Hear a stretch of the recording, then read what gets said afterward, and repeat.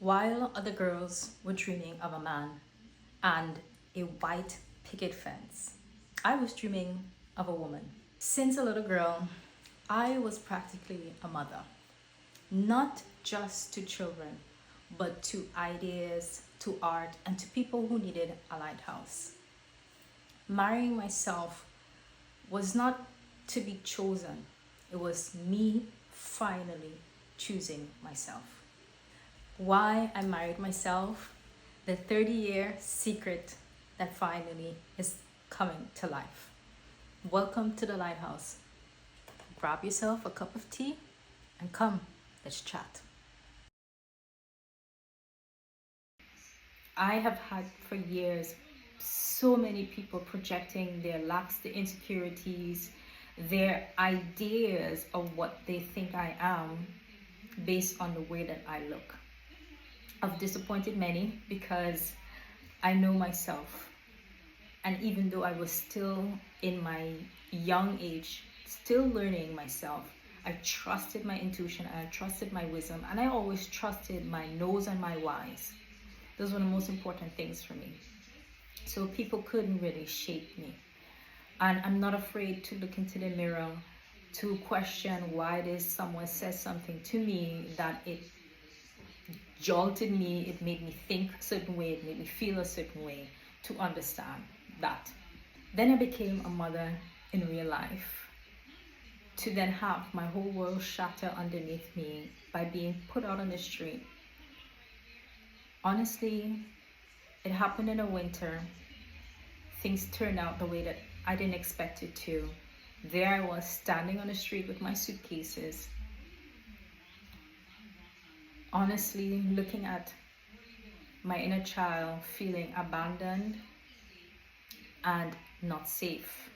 Secondly, my own daughter, not having her in my life was another hard blow for myself.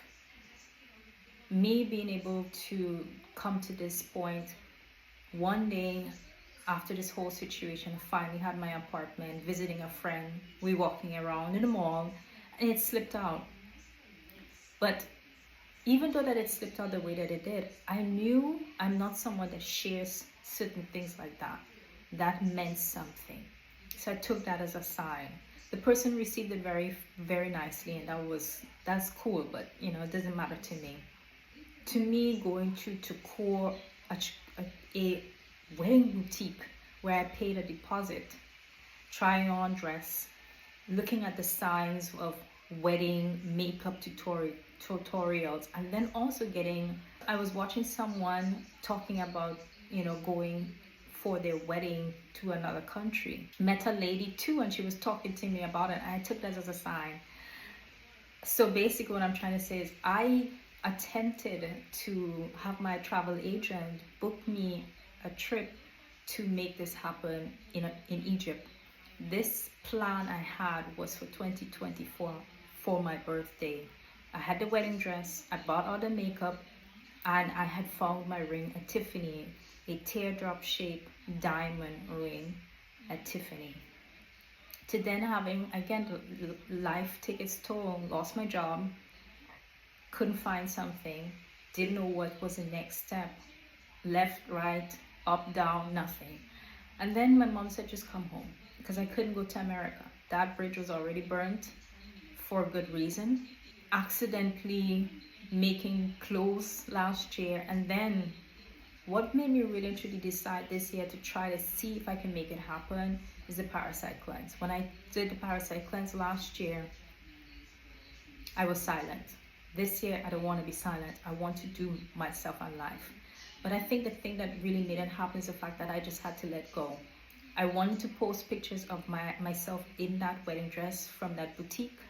I deleted it last year. So I have nothing to share with you, but to share to you this understanding that you're not to be fixed by someone else. You are not to fix others. And understand that other people's projections and ideas of what they think you should be, you already know that of yourself. Trust your intuition. Also, walking away from someone or something is not going to break you. It's going to build you once you see it in that aspect. I'm going to get back everything that I want. But right now, my goals for this year, I have to take care of my parasite cleanse, else I can't do anything and I can't show up. That is why I'm doing this love letter to self. I'm still working on how to make it and make it be enjoyable for you guys, but also learn something. But it's mostly for myself. So that's where I'm at right now. Thank you for listening. Bye.